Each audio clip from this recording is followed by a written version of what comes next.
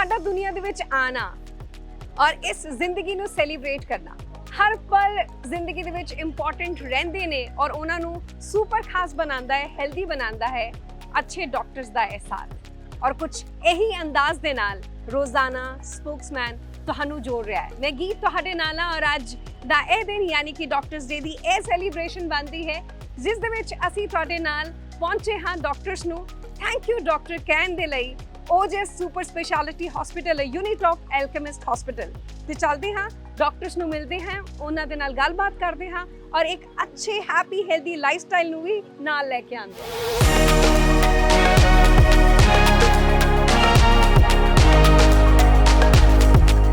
Doctors day दी ए celebration जारी है रोजाना स्पोक्समैन तो मैं आरजे गीत ਤੁਹਾਡੇ ਨਾਲ और अभी हमारे साथ है डॉक्टर निकिता धर जो कि न्यूरो फिजिशियन है।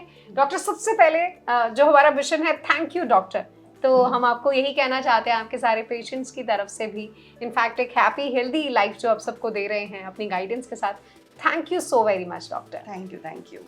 डॉक्टर स्पेशली जब हम बात करते हैं न्यूरो हेल्थ की, जब हम बात करते हैं एपिलेप्सी की बात करते हैं या फिर पार्किंसंस की बात करते हैं, तो इसको लेकर बड़े सारे मिथ होते हैं। अगर हमारे फैमिली में किसी मेंबर को है या रिलेटिव्स में किसी को है तो दिल और दिमाग में बड़ी सारी इफ्स बट्स डाउट्स, ये नहीं करना वो नहीं करना, तो इन डाउट्स को आप कैसे क्लियर करना चाहेंगे? क्योंकि जो इंसान इसको ऑलरेडी फेस कर रहा है उसकी मेंटल हेल्थ पर भी बहुत ज़्यादा इसका इफेक्ट पड़ता है।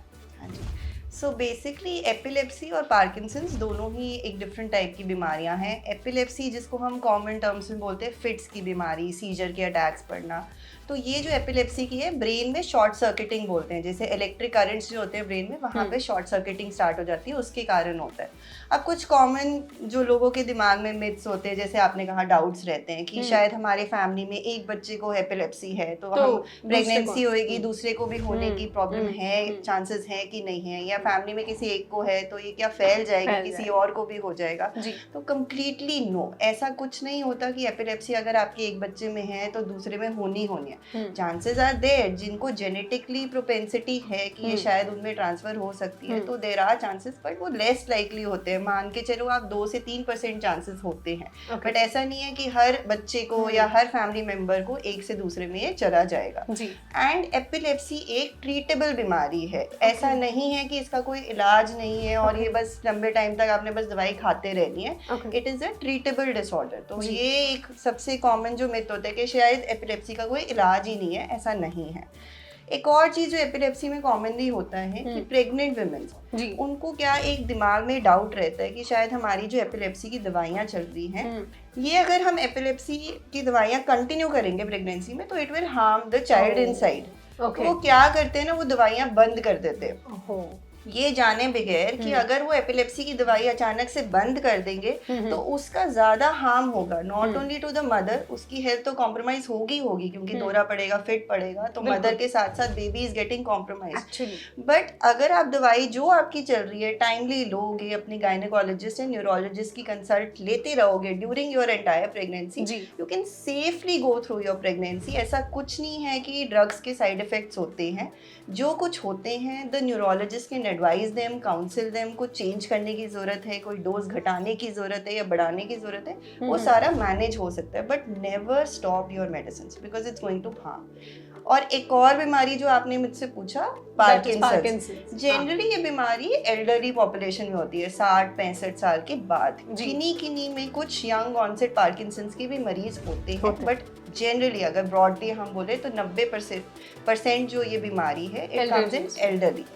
अब ये बीमारी ये टोटली डिफरेंट है, इसमें स्लोपना, कंपन, ट्रेमर्स होना, हर मतलब आपके हाथों पैरों में अकड़ाहट आना, स्लोनेस हो जाना, बिल्कुल ऐसे लगता है कि एक 60 साल का जो इंसान है वो 90 साल की उम्र जैसा लगने लग जाता है।